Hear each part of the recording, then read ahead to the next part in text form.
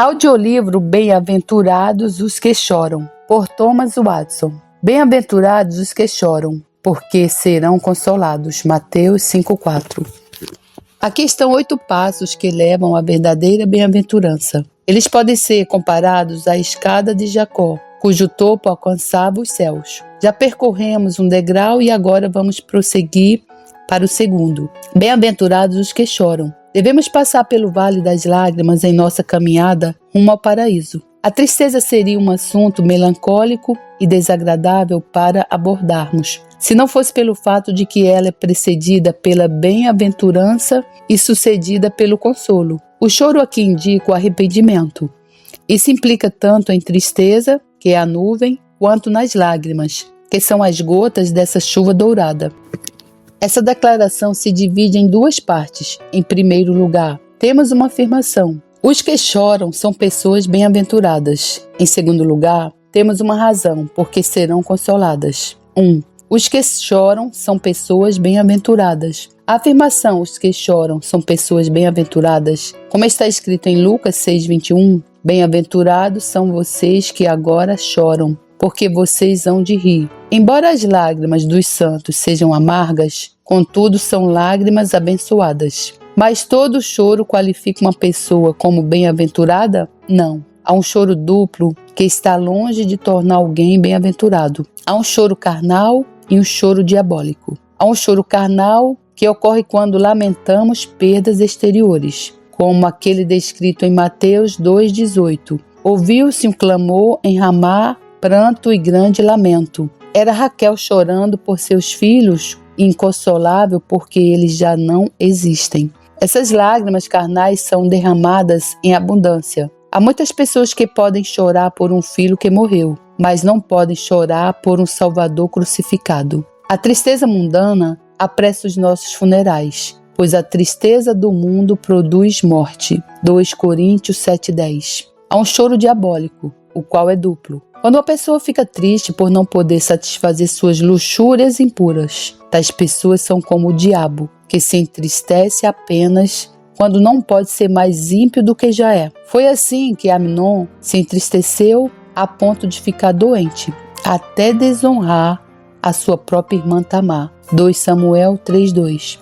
Foi assim que Acabe se entristeceu devido à vinha de Nabote. Então Acabe voltou para casa aborrecido e indignado com o que Nabote, o jezreelita, lhe havia falado, quando disse: não lhe darei a herança de meus pais. E se deitou na cama, voltou o rosto para a parede e não quis comer. 1 Reis 21,4. Esses são exemplos de uma tristeza diabólica. A tristeza dele passou depois que a esposa dele, Jezabel, mandou matar o Nabote para poder ficar com a vinha dele. Além dessa tristeza, há aquela que acontece quando as pessoas se entristecem pelo bem que fizeram. Faraó se afligiu por ter deixado os filhos de Israel ir. Êxodo 14,5. Muitas pessoas não são diabólicas que se perturbam por terem orado muito e ouvido tantos sermões. Elas se arrependem do próprio arrependimento. Mas se nos arrependermos do bem que passou,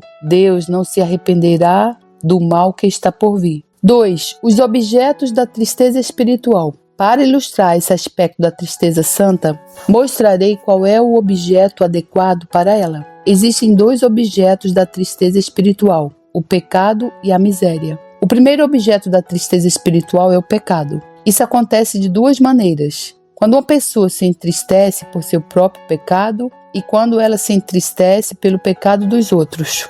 Devemos nos entristecer por nosso próprio pecado. Devemos chorar por causa do pecado. Se carregarmos o fogo do pecado conosco, devemos também carregar a água das lágrimas para apagá-lo. Ezequiel 7,16. Crisóstomo diz: não são bem-aventurados os que choram pelos mortos, mas sim aqueles que choram pelo pecado. A culpa do pecado. Com efeito, teremos uma boa razão para chorar pelo pecado se considerarmos a culpa dele, a qual nos expõe à ira divina. Será que aquela pessoa que é culpada não deve chorar, visto que sua culpa terá como consequência uma punição? Todo pecador será julgado por sua vida e certamente será rejeitado se a misericórdia soberana não se tornar uma advogada que o defenda. A contaminação do pecado. O pecado é como uma praga que causa manchas. Você não vai se esforçar para lavar essas manchas com as suas lágrimas? O pecado torna um homem pior do que um sapo ou uma serpente. A serpente não tem nada além do que Deus colocou nela, mas o pecador tem o que o diabo colocou nele, porque você permitiu que Satanás enchesse o seu coração para que você mentisse ao Espírito Santo. Atos 5:3. Que metamorfose estranha o pecado realizou. A alma, que antes irradiava com um brilho azul, teve sua cor mudada pelo pecado para um tom sombrio. Temos em nossos corações a semente do pecado imperdoável. Temos em nós mesmos a semente de todos aqueles pecados pelos quais os condenados estão sendo atormentados agora. Será que não devemos chorar devido a isso? Aquele que não chora certamente perdeu da utilidade da sua razão. Entretanto, mesmo todo choro pelo pecado não é suficiente para qualificar um homem para a bem-aventurança. A falsa tristeza evangélica. Mostrarei o que não é a verdadeira tristeza evangélica pelo pecado e a seguir o que é a verdadeira tristeza evangélica pelo pecado. O que a verdadeira tristeza evangélica pelo pecado não é? Há uma tristeza falsa e espúria que pode ser considerada em 5 aspectos. Uma tristeza que leva ao desespero.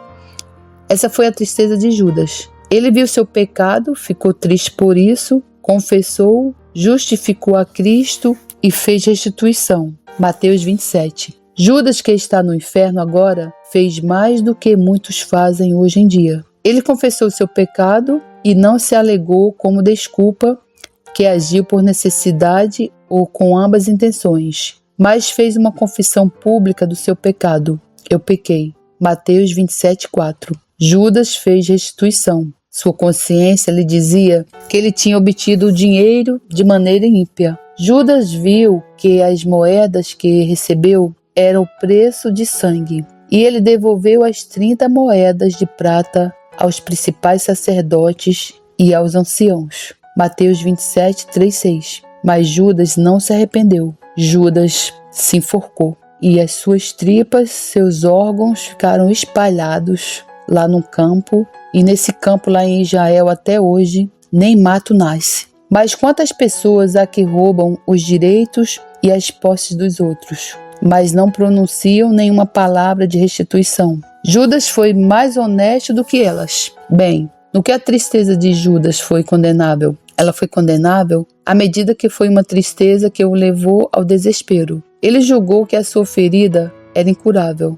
e então afogou-se em lágrimas. A consciência pesada. O arrependimento dele não foi o arrependimento para a vida, Atos 11:18, mas sim para a morte. Assim é o arrependimento de muitos crentes, não o arrependimento para a vida, mas sim um arrependimento para a morte. B. Uma tristeza hipócrita.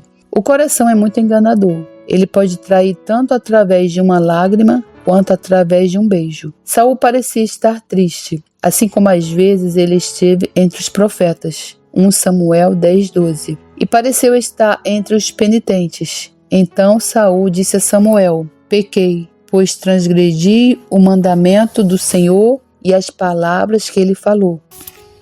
Porque temi o povo e dei ouvidos à voz deles. 1 Samuel 15:24. Mas Saul agiu como hipócrita em sua tristeza, pois ele não se envergonhou, mas antes procurou honra para si mesmo. Pequei, mas honre-me agora diante dos anciãos do meu povo e diante de Israel. Versículo 30. Ele minimizou seu pecado para que parecesse menor e atribuiu seu pecado a outros homens. Ele disse: porque temi o povo. Versículo 24. É como se ele tivesse dito: eles queriam que eu ficasse com o despojo e eu não ousei agir de maneira diferente. Ou seja, ele justificou o pecado dele em cima de outras pessoas. É assim que muitas pessoas fazem. Quando pecam, justificam seu pecado. Uma pessoa que está verdadeiramente triste, em um sentido evangélico, se esforça para confessar o pecado, em suas cores sanguinolentas e expô-lo com todas as suas agravantes mortais, para que ela possa ser profundamente humilhada diante do Senhor, como lemos em Esdras 9:6. As nossas iniquidades se multiplicaram sobre a nossa cabeça, e a nossa culpa chega até os céus. A pessoa que é verdadeiramente penitente se esforça para expor seu pecado em toda a sua feiura. Saul se esforçou para deixar o seu pecado mais belo, como um paciente tenta amenizar a sua doença, para que o médico não lhe receitasse remédios muito fortes. Como é fácil para uma pessoa enganar a sua própria alma e, pela sua hipocrisia, lançar a si mesma no inferno, ser uma tristeza forçada. Quando as lágrimas são causadas pelos juízos de Deus, tais lágrimas são como o choro de uma pessoa que tem pedras nos rins ou que é submetida à tortura. Essa foi a tristeza de Caim, que exclamou: meu castigo é tão grande que não poderei suportá-lo. Gênesis 4:13. Seu castigo perturbou mais do que o seu pecado. Lamentar-se apenas por medo do inferno é como um ladrão que chora pela penalidade que sofrerá mais do que pela ofensa que cometeu. As lágrimas dos ímpios são forçadas pelo fogo da aflição. D. Uma tristeza externa. Isso acontece quando a tristeza está apenas do lado de fora, como aqueles homens dos quais lemos em Marcos 6,16, que desfiguravam seus rostos. Os olhos de tais pessoas são sensíveis, mas seus corações são duros. Tal foi a tristeza de Acabe. Ele rasgou as suas roupas, cobriu-se de pano de saco e jejuou. Dormia vestido de pano de saco e andava cabisbaixo. 1 Reis 21:27. Suas roupas foram rasgadas, mas seu coração não foi rasgado. Ele tinha um pano de saco, mas não tinha tristeza. Ele inclinou sua cabeça como um junco, mas seu coração permanecia como granito. Muitos podem ser comparados a mármores que choram, pois são uma mistura de lágrimas e dureza. É uma tristeza vã e infrutífera. Há pessoas que serão capazes de derramar algumas lágrimas, mas permanecem tão ruins como sempre. Elas continuarão a serem enganadoras e impuras. Esse é o tipo de tristeza que existe no inferno. Os condenados choram de tristeza, mas continuam blasfemando contra Deus. B. A verdadeira tristeza evangélica. Qual é a verdadeira tristeza evangélica? A tristeza que qualificará um homem para a bem-aventurança tem as seguintes qualificações. A. A verdadeira tristeza evangélica é livre e espontânea. Ela deve ser como a água de uma fonte, não como fogo de uma pedra de sílex. Lágrimas pelo pecado devem ser como a mirra que cai da árvore livremente, sem que ela seja cortada ou forçada. O arrependimento de Maria Madalena foi voluntário. Ela ficou chorando. Lucas 7:38. Ela foi a Cristo com um unguento na mão, com amor no coração e com lágrimas nos olhos. Deus deseja uma oferta voluntária. Ele não gosta de algo forçado. B. A verdadeira tristeza evangélica é espiritual, isto é, quando lamentamos o pecado mais do que o sofrimento. Faraó disse: retira essa praga de mim. Mas ele jamais pensou na praga do seu coração. Um pecador se entristece porque a punição segue as pegadas do pecado. Mas Davi clamou: o meu pecado está sempre diante de mim. Salmo 51:3. Deus havia ameaçado que a espada nunca se apartaria de sua família. Mas Davi não disse: a espada está sempre diante de mim, mas sim, meu pecado está sempre diante de mim. O que perturbava Davi era a sua ofensa contra Deus. Ele se entristeceu mais por sua traição contra Deus do que pela espada que golpeou a sua família. O mesmo foi dito pelo filho pródigo quando se arrependeu: pequei contra o céu e contra ti. Lucas 15:18-21. Ele não disse: estou quase morrendo de fome, mas sim, pequei contra meu pai. Em particular, se nossa tristeza pelo pecado é espiritual, ela deve ter essas 3 características. Devemos nos entristecer pelo pecado como um ato de hostilidade e inimizade contra Deus. O pecado não apenas nos torna diferentes de Deus, mas contrários a Deus. Andaram em oposição a mim. Levítico 26:40. O pecado desafia e resiste ao Espírito Santo. Atos 7:51. O pecado é contrário à natureza de Deus. Deus é santo, mas o pecado é uma coisa impura. O pecado é contrário à vontade divina.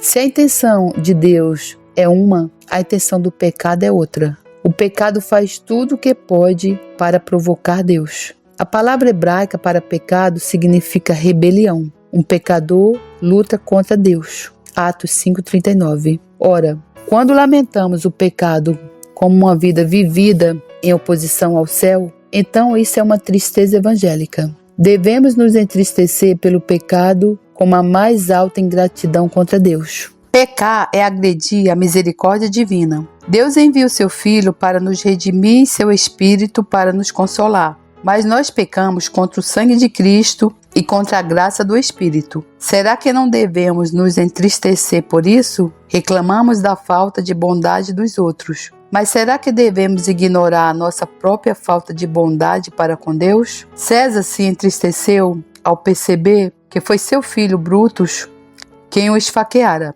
Até tu, meu filho, que o Senhor não diga ao nosso respeito, são as feridas com que fui ferido na casa dos meus amigos. Zacarias 13:6.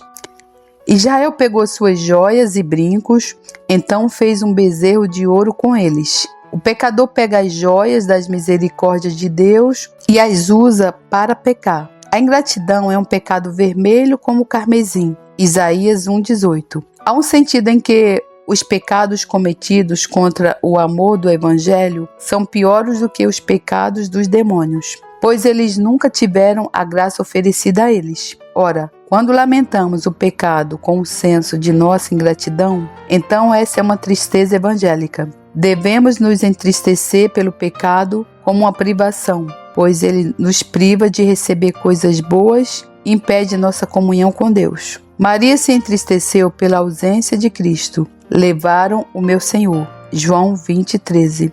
Da mesma forma, nossos pecados levam embora de nós o nosso Senhor. Eles nos privam da sua presença amável. Será que uma pessoa que perdeu uma joia valiosa não deve ficar triste? Quando lamentamos o pecado nesse aspecto, como aquilo que faz o sol da justiça se retirar do nosso horizonte, quando lamentamos não tanto porque a paz e a prosperidade financeira se foram, mas sim porque Deus se foi, como lemos em Cântico 5:6, abri a porta ao meu amado, mas ele já tinha se afastado e ido embora. Então, essa é uma tristeza santa. Lamentar a perda do favor de Deus é a melhor maneira de recuperar o favor dele. Se você perder um amigo, não importa o quanto você chore, isso não o trará de volta. Mas se você perdeu a presença de Deus, seu choro trará Deus de volta. Se a verdadeira tristeza evangélica conduz a alma a Deus. Quando o filho pródigo se arrependeu, se levantou e foi ao encontro de seu pai.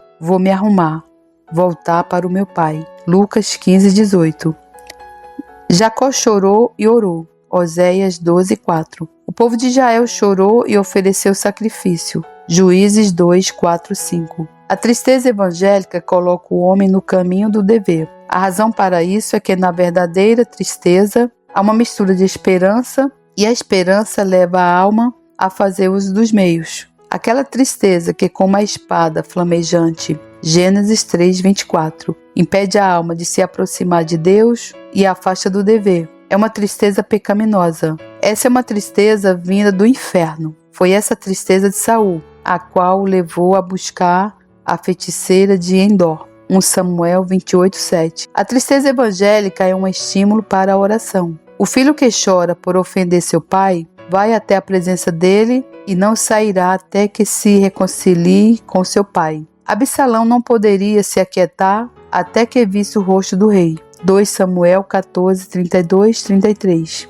D. A verdadeira tristeza evangélica é pelo pecado em particular. O homem enganoso está ocupado com generalidades. Acontece com a pessoa que verdadeiramente se arrependeu, o mesmo que ocorre com uma pessoa doente. Ela vai ao cirurgião e mostra a ele todas as suas feridas. Aqui eu fui cortada com a espada e ali fui atingida por uma bala. Assim, uma pessoa que se arrependeu verdadeiramente se entristece por todos os seus pecados específicos, como fizeram as pessoas das quais lemos em Juízes 10:10. Adoramos os Baalins. Elas lamentaram a sua idolatria. E Davi coloca o dedo em sua ferida e aponta para aquele pecado específico que o afligiu. Fiz o que é mal. Salmo 51:4. Ele se refere à sua culpa por ter cometido assassinato. Um homem ímpio dirá que é um pecador, mas um filho de Deus dirá: fiz o que é mal. Pedro chorou por aquele pecado específico de negar Cristo. Dizem que Pedro não podia ouvir um galo cantar, que logo começava a chorar. Deve haver um arrependimento específico antes de recebermos um perdão geral. A verdadeira tristeza evangélica deve derramar lágrimas a partir do olho da fé. Em Marcos 9:24 lemos: o pai da criança clamou com lágrimas: Senhor, eu creio. Marcos 9:24. Nossa doença deve nos fazer chorar, mas quando olhamos para o nosso médico, que fez um remédio com seu próprio sangue, então não devemos chorar por falta de esperança. As lágrimas da fé são preciosas. Quando as nuvens da tristeza encobrem a alma, então é necessário que surja algum raio de sol da fé. A alma será engolida pela tristeza e afogada em lágrimas caso a fé não a impeça de afundar. Embora as nossas lágrimas caiam na terra, nossa fé deve alcançar o céu. Depois da maior chuva, a fé deve aparecer como o arco-íris na nuvem. As lágrimas da fé são engarrafadas como vinho precioso, como lemos no Salmo 56:8. Recolhe as minhas lágrimas no teu odre. Não estão elas inscritas no teu livro? A verdadeira tristeza evangélica está ligada ao desprezo de si mesmo. O pecador se admira, o penitente se despreza. Como Deus declara através do profeta: terão nojo de vocês mesmos por todas as maldades que fizeram. Ezequiel 20:43. Um verdadeiro penitente se preocupa não apenas com as consequências vergonhosas do pecado, mas com a natureza repugnante dele. Não apenas com o ferrão do pecado, mas com a feiura dele. Como o leproso se detestava. Levítico 13:45. A pessoa que está tomada pela tristeza evangélica exclama: ó, esses olhos, quão impuros eles são! Esse meu coração é como um ajuntamento de maldades. Ela não apenas deixa o pecado, mas o detesta. A pessoa que caiu na sujeira tem nojo de si mesma. Oséias 14:1. A verdadeira tristeza evangélica deve ser purificadora. Nossas lágrimas devem nos tornar mais santos. Devemos chorar pelo pecado a ponto de renunciar a ele. Nossas lágrimas devem afogar nossos pecados. Não devemos apenas nos entristecer, mas nos converter. Como lemos no livro do profeta: ainda assim, agora mesmo, diz o Senhor, convertam-se a mim de todo o coração, com jejuns, com choro e com pranto. Joel 2:12. De que adianta ter olhos cheios de lágrimas e um coração devasso? É tolice dizer que é dia quando a escuridão é evidente. Assim também é tolice dizer que você se arrepende quando a sua vida é marcada pela prática de obras das trevas. Esta é uma excelente citação de Agostinho. A pessoa que verdadeiramente chora pelos pecados que cometeu é aquela que não volta a cometer os pecados pelos quais chorou. A verdadeira tristeza é como a água dos ciúmes, Números 5:12-22. Ela deixa o pecado estéril. O salmista declarou: esmagaste sobre as águas a cabeça dos monstros marinhos. Salmo 74:13. Assim, as cabeças de nossos pecados, que são como monstros, são esmagadas nas águas do verdadeiro arrependimento. Lágrimas verdadeiras são purificadoras. Elas são como uma inundação que leva todo o entulho de nossos pecados. As águas da tristeza santa são como o rio Jordão, no qual Naamã se banhou e foi purificado de sua lepra. Dizem que é um rio na Cilícia, onde se as ovelhas mais negras forem banhadas, elas se tornam brancas. Assim, embora nossos pecados sejam como escarlate, ao serem lavados nesse rio do arrependimento, eles se tornarão brancos como a neve. Naturalistas dizem que a serpente, antes de beber água, vomita o seu veneno. Quanto a isso, sejam prudentes como as serpentes. Mateus 10,16. Antes de pensar em beber os doces remédios das promessas, lancem fora o veneno que está em seus corações. Não apenas se entristeçam pelo pecado, mas o afastem de seu coração. H. A verdadeira tristeza evangélica deve ser acompanhada de ódio pelo pecado, como está escrito em 2 Coríntios 7,11. Que indignação! Não devemos apenas nos abster do pecado, mas abominá-lo. A pomba odeia a menor pena do falcão. Uma pessoa que verdadeiramente se entristeceu pelo pecado odeia a menor inclinação ao pecado. Alguém que verdadeiramente se entristeceu pelo pecado detesta o pecado. Aminon passou a odiar Tamar mais do que a amou um dia. 2 Samuel 13,15. Aminon foi o filho de Davi que estuprou a própria irmã. Aquele amor todo que ele sentia por ela deu lugar ao ódio. Odiar o pecado implica em duas coisas. Em primeiro lugar, ver o pecado como o mal mais mortal, como a essência de todo o mal. O pecado é mais assustador do que a morte ou o inferno. Em segundo lugar, implica em estar implacavelmente indignado contra o pecado. Alguém que odeia o pecado nunca admitirá nenhum termo de paz com ele. A guerra entre ele e o pecado é como a guerra entre Roboão e Jeroboão. Roboão e Jeroboão estiveram sempre em guerra. 1 Reis 14:30. A raiva pode ser reconciliada, o ódio não. A verdadeira tristeza evangélica começa no amor a Deus e termina no ódio ao pecado. E a verdadeira tristeza evangélica, em alguns casos, é acompanhada de restituição. É tão pecado violar o nome de uma pessoa quanto violar a castidade de outra. Se manchamos o bom nome dos outros, somos obrigados a pedir perdão a eles. Se os prejudicarmos em seus bens por meio de condutas injustas e fraudulentas, devemos fazer alguma compensação. Assim como aconteceu com Zaqueu, que disse: se roubei alguma coisa de alguém, vou restituir 4 vezes. Lucas 19:8. Agindo de acordo com a lei registrada em Êxodo 22:1. Tiago nos exorta a não apenas cuidar do coração, mas das nossas mãos. Limpem as mãos, pecadores.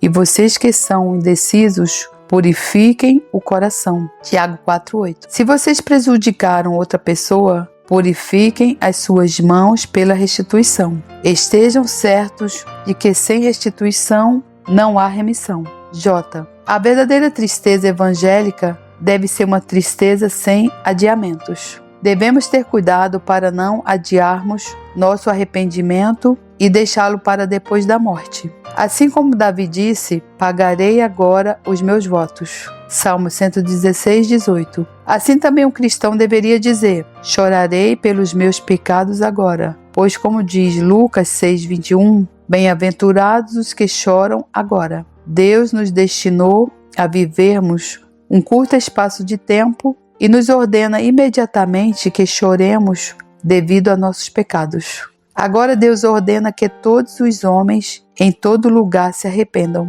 Atos 17:30. Não sabemos se isso nos será concedido em outro dia. Não adiemos nossa tristeza pelo pecado até que o nosso testamento seja lido.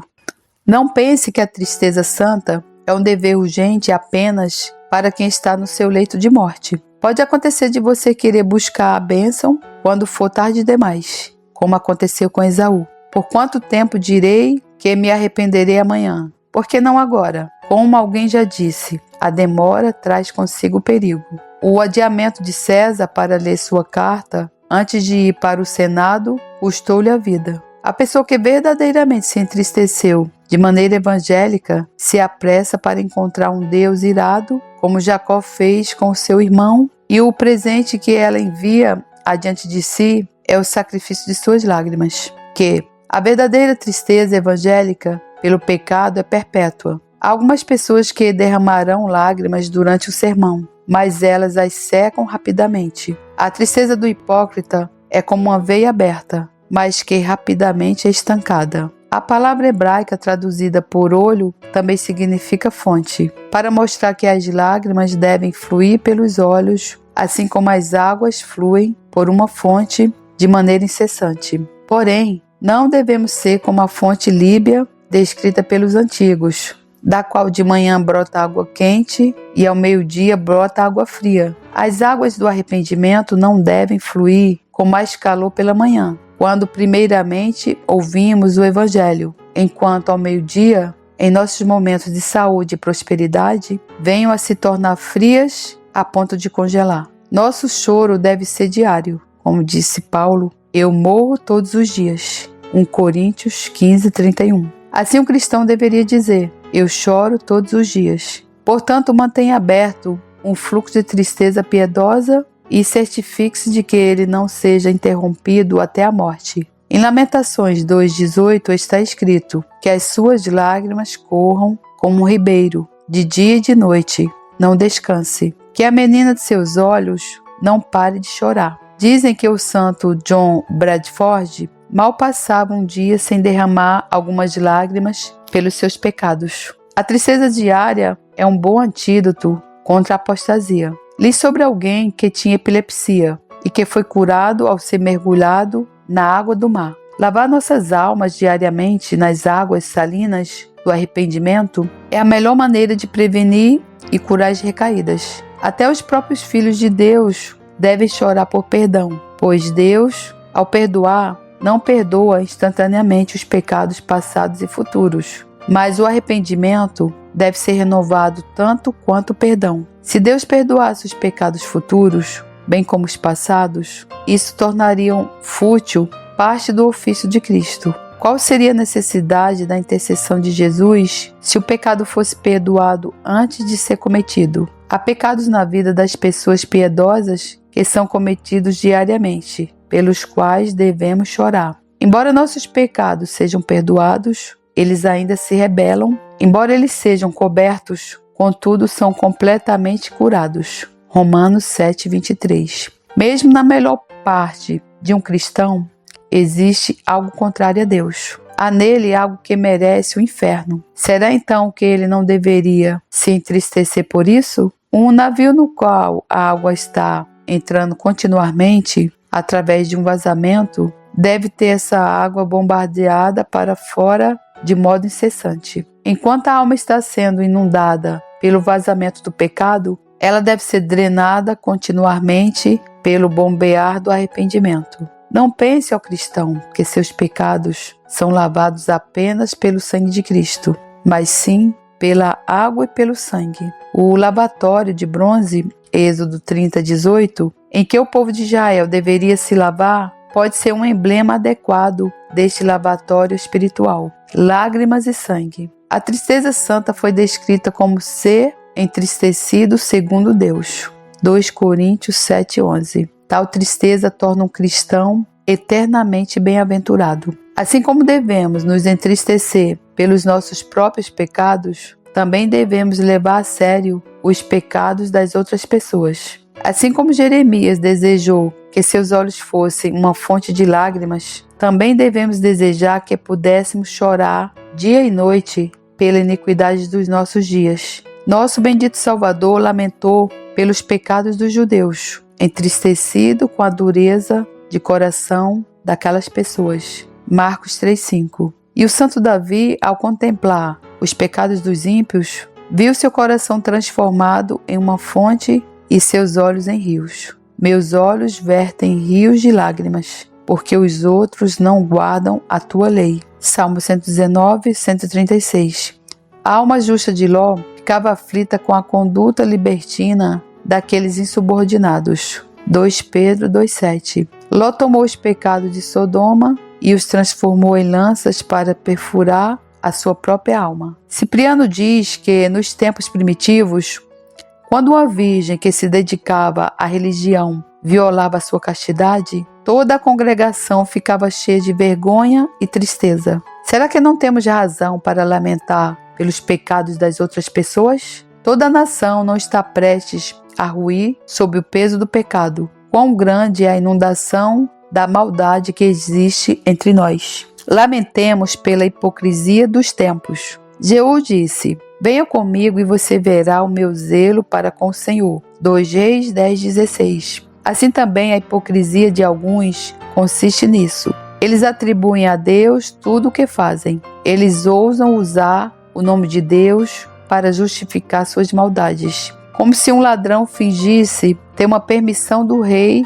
para cometer os seus roubos. Como foi dito pelo profeta: edificam Sião com sangue e Jerusalém com iniquidade. Os seus cabeças dão as sentenças por suborno. Os seus sacerdotes ensinam por interesse. E os seus profetas adivinham por dinheiro. E ainda se apoiam no Senhor, dizendo: não está o Senhor no meio de nós? Miqueias 3:10-11. Muitas pessoas atacam o Evangelho sob a quinta costela através de um beijo religioso. Será que Acabe não poderia se contentar apenas em matar e tomar posse da vinha de Nabote? Mas ele também precisava fazer isso através de métodos religiosos e proclamar um jejum como um prelúdio para seu assassinato. 1 Reis 21:12. O diabo branco é o pior. Ouvir o nome de Deus na boca de hipócritas escandalosos é suficiente para afastar outras pessoas da verdadeira religião. Lamentemos pelos erros e pelas blasfêmias da nação.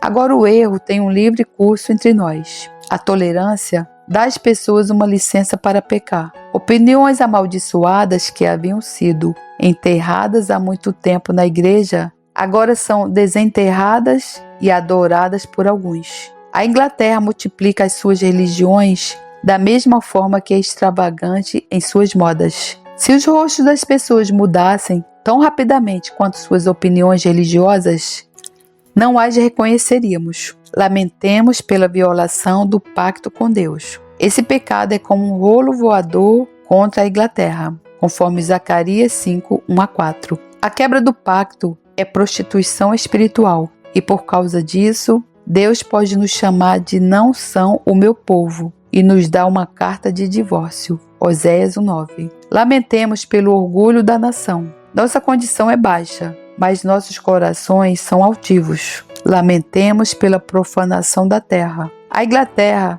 é como aquele homem registrado no Evangelho que estava possuído por um espírito demoníaco e imundo. Lucas 4:33. Lamentemos pela remoção dos marcos. Deuteronômio 27:17. Lamentemos pelo desprezo oferecido à autoridade, pelo cuspir no rosto da magistratura. Lamentemos por haver tão poucos lamentadores. Certamente, se não lamentarmos pelos pecados dos outros, é de se temer que não estejamos cientes de nossos próprios pecados. Deus nos considera culpados desses pecados das outras pessoas pelos quais não lamentamos. Nossas lágrimas podem ajudar a aplacar a ira de Deus. Os santos devem estar cientes das injustiças da Igreja de Deus. Choramos quando nos lembramos de Sião. Salmo 137:1. O povo de Israel, por estar impossibilitado de frequentar o lugar de adoração pública, senta-se à beira dos rios chorando. Eles deixaram de lado todos os seus instrumentos musicais. Nos salgueiros que lá havia, pendurávamos as nossas harpas. Versículo 2. Eles estavam tão distantes da alegria quanto aqueles salgueiros estavam de produzirem frutas. Eles diziam ainda: como poderíamos entoar um cântico ao Senhor em terra estranha? Versículo 4. Eles estavam mais aptos para chorar do que para cantar. O som da música não é apropriado para a tristeza. Ao considerarmos as misérias de muitos cristãos em terras estrangeiras que foram expulsos de suas habitações, porque não se submeteram à religião papista, que em vez de uma Bíblia tem um crucifixo, em vez de orações tem a missa, em vez de ir à igreja deve fazer uma peregrinação para algum lugar santo ou para onde alguma relíquia possa ser encontrada. Ao considerarmos essas coisas, nossos olhos deveriam se encher de lágrimas. Lamentemos ver a Igreja de Deus como uma videira no seu sangue. Ezequiel 19:10. Lamentemos ver a esposa de Cristo como sua roupa revolvida em sangue. Isaías 9:5. Penso que ouço o sino da morte da Inglaterra tocando. Derramemos algumas lágrimas pela Inglaterra moribunda. Lamentemos nossas divisões internas. As divisões da Inglaterra têm sido fatais. Como podemos subsistir, exceto por um milagre da graça divina? A verdade caiu nas ruas e a paz fugiu. Isaías 59:14. O fino manto de paz da Inglaterra está rasgado, e como o manto de José, mergulhado em sangue. A paz é a glória de uma nação. Alguns observam que se o topo da faia for removido, toda a árvore definha. A paz é o ápice e o topo de todas as bênçãos terrenas. Quando esse topo é removido, então podemos verdadeiramente dizer que o corpo de toda a nação começa a definhar rapidamente. Lamentemos pelas opressões na Inglaterra. O povo dessa terra tem gastado seu dinheiro apenas para comprar tristeza. 3. Ocasiões especiais em que devemos nos entristecer. Embora devamos manter sempre aberto o fluxo de tristeza piedosa, há algumas ocasiões em que nossas lágrimas devem transbordar, assim como o volume da água às vezes se eleva. Existem 3 ocasiões especiais para manifestarmos uma tristeza extraordinária, quando as lágrimas de nossas almas devem ser mais abundantes. Quando há sinais da ira de Deus irrompendo na nação. A Inglaterra esteve sob a vara severa do Senhor por muitos anos. O Senhor desembainhou a espada.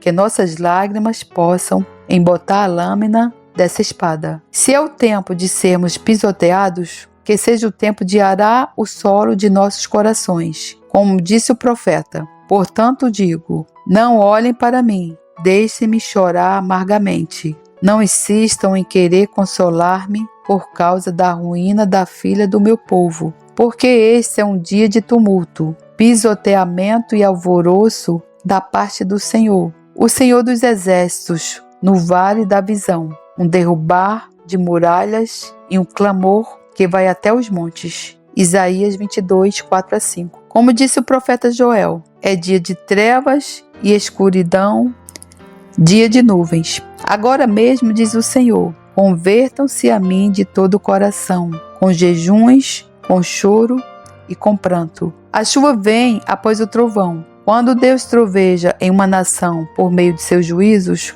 então as chuvas de lágrimas devem ser derramadas após isso. Quando Deus fere nossas costas, devemos bater em nossa coxa. Jeremias 31:19.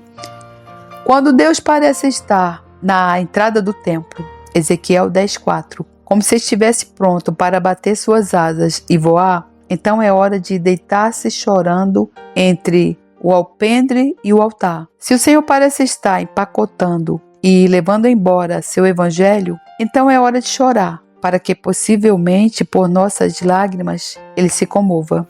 Oséias 11:8. Antes da realização de deveres solenes de adoração a Deus, como jejum ou participação na ceia do Senhor, cristão, você está prestes a buscar a Deus de maneira extraordinária? Busquemos a Deus aflitos. Lucas 2:48. Você deseja obter os sorrisos e os beijos de Deus? Então abra todas as fontes da tristeza e Deus se aproximará de você em uma ordenança e dirá, eis-me aqui. Isaías 58:9. Quando Jacó chorou, então ele encontrou Deus em Betel. Oséias 12:4. Jacó deu àquele lugar o nome de Peniel, pois disse, vi Deus face a face e a minha vida foi salva. Gênesis 32:30. Dê a Cristo o vinho de suas lágrimas, e na ceia ele lhe dará o vinho do seu sangue. Após recaídas escandalosas. Embora eu não diga que não há misericórdia para os pecados recorrentes, eu afirmo que não há misericórdia sem que haja um lamento profundo.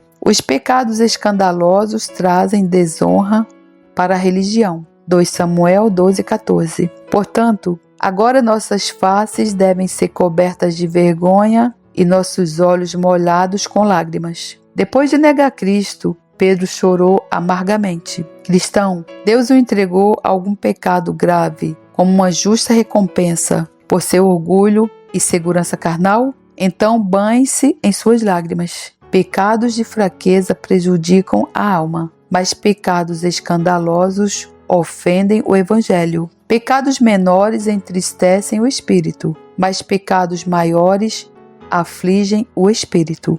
Isaías 63:10.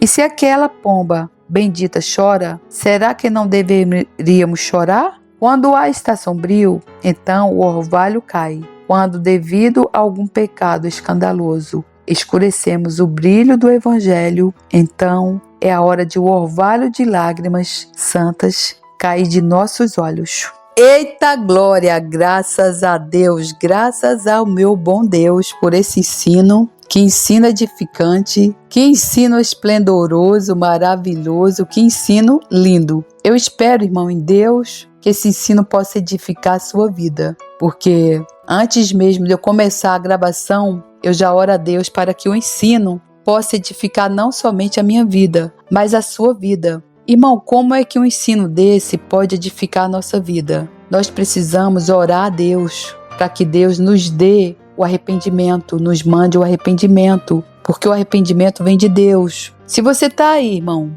mergulhado no pecado, sujo, imundo, no chiqueiro, como aquele filho que saiu, que abandonou o pai, que gastou tudo e voltou depois que estava no chiqueiro, comendo comida de porcos. É assim que você está. E você, irmão, não consegue se arrepender? E você não consegue derramar uma lágrima? Irmão, clama ao Senhor Jesus. Ele é o nosso intercessor. A Bíblia diz que Ele é nosso advogado. Ele é o nosso sumo sacerdote. Clame ao Senhor Jesus para que Ele interceda pela sua vida e Deus possa fazer nascer no seu coração o verdadeiro arrependimento. Porque a partir daí, irmão, você vai chorar todo dia por toda a sua rebelião contra Deus, por tudo que você fez contra a sua palavra, por todas as vezes que você desobedeceu os seus mandamentos. Porque, irmão, a palavra de Deus é um manual para nossas vidas, irmão.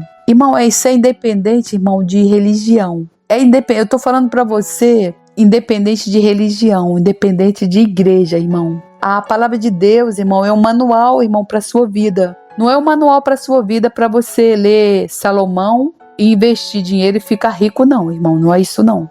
É o que muita gente faz. Inclusive a própria seita, maçonaria, ela usa a Bíblia para ganhar dinheiro. Irmão, não é isso. A palavra de Deus é para você orar antes, pedir a ajuda do Espírito Santo, meditar nela, colocar a palavra dele em prática, irmão, na sua vida. Você vai ver a mudança. Jesus, ele disse que ele veio para que tenhamos vida e vida em abundância, irmão. Então, quando você se alimenta da palavra dele, você vai vendo cada área da sua vida sendo restaurada. E se você, irmão, não consegue chorar pelos seus pecados, você pode, irmão, fazer como o profeta Jeremias. Ele pedia lágrimas, ele pedia a Deus para mandar lágrima para os olhos dele, para ele prantear e chorar pelos pecados do povo de Israel. Tamanho eram tantos os pecados, idolatrando outros deuses. Irmão, um dos maiores pecados contra a palavra de Deus é você idolatrar, irmão, esses santos aí que não são santos. Você que está na igreja católica, rezando o terço, irmão, isso é idolatria. Deus abomina a idolatria. Você que está na igreja católica se prostrando diante de imagens falsas de madeira, você, irmão, a palavra de Deus diz que você vai ficar igual a elas. Tem olhos, mas não veem. Tem boca, mas não falam. Tem nariz, mas não cheiram. Irmão, isso é coisa feita pelo homem. É algo, irmão, que Deus abomina, é a idolatria. Na igreja católica, veja bem, o terço, aquelas ave-marias, aquelas penitências que eles fazem, aquele santuário lá que eles vão, que não é um santuário, aquilo lá é um antro de demônios, Aparecida, Nossa Senhora, santa disso, santa daquilo. Irmão, só existiu um santo na face da terra, um único santo pelo qual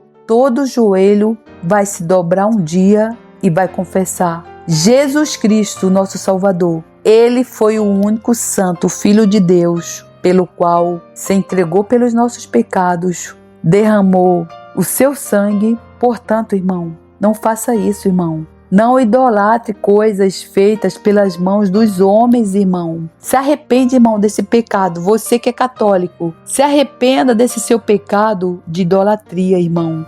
Você está desobedecendo, irmão, o primeiro mandamento da lei de Deus, que é amar teu Deus de todo o teu coração. Amar unicamente a Deus, irmão. Ele é o único Deus, irmão, que nos sustenta. Ele é o único Deus que nos dá o primeiro respiro. Olha, hoje é o primeiro dia do ano. Eu estou fazendo, graças a Deus, 50 anos. Eu me sinto com vigor de 20. Aliás, de 15. Então, irmão, quem nos dá, irmão, esse vigor? Quem é a nossa força? É o Senhor é a nossa força. Ele é a nossa rocha. Ele é a nossa fortaleza. Ele é o nosso socorro bem presente. É Ele que nos dá o primeiro respiro, irmão. É Deus. É Deus que nos dá o pão nosso de cada dia, irmão. Assim está escrito no ensino que Jesus fez do Pai Nosso. Pai nosso que está no céu, santificado seja o teu nome. Venha o teu reino, seja feita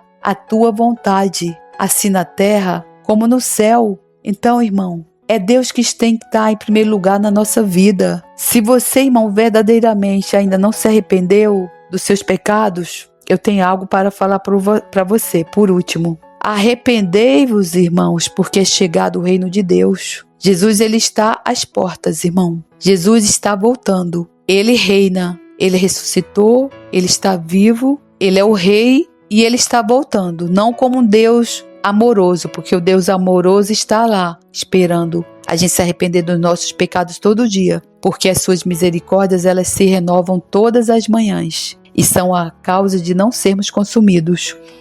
Ele está voltando como rei para julgar as nações com o cetro de ferro em suas mãos. É assim que ele vai vir, como um juiz. Ele vai bater o martelo, irmão. Irmão, não espere, irmão. Jesus voltar como juiz e bater o martelo, irmão. Você não terá tempo, irmão, para o arrependimento.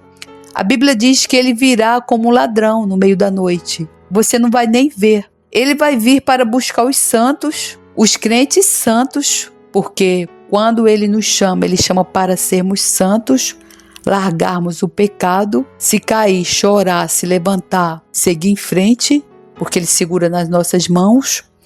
Ele vai vir para buscar os seus santos e julgar as nações. Portanto, irmão, hoje, dia 1º do ano, eu deixo essa mensagem para você. Não espera Jesus vir como rei, como juiz e bater o martelo, porque não dará tempo, irmão, tá bom? Receba essa mensagem para a honra e glória do Senhor Jesus e que a graça do nosso Senhor Jesus Cristo, o amor de Deus e a comunhão do Santo Espírito esteja conosco. Amém. Graças a meu bom Deus.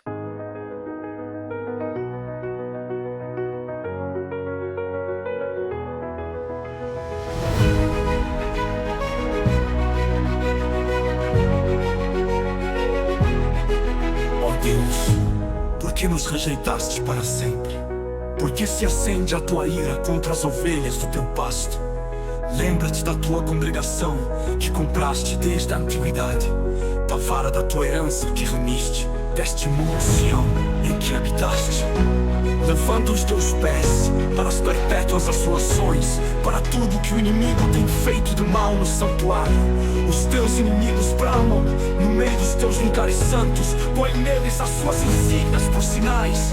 Um homem se tornava famoso, conforme houvesse levantado machados contra a espessura do arvoredo.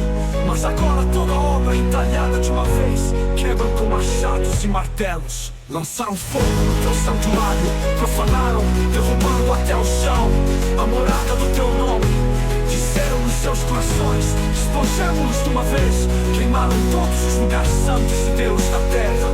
Já não vemos os nossos sinais, já não há profeta, nem há entre nós alguém que saiba até quando isto durará.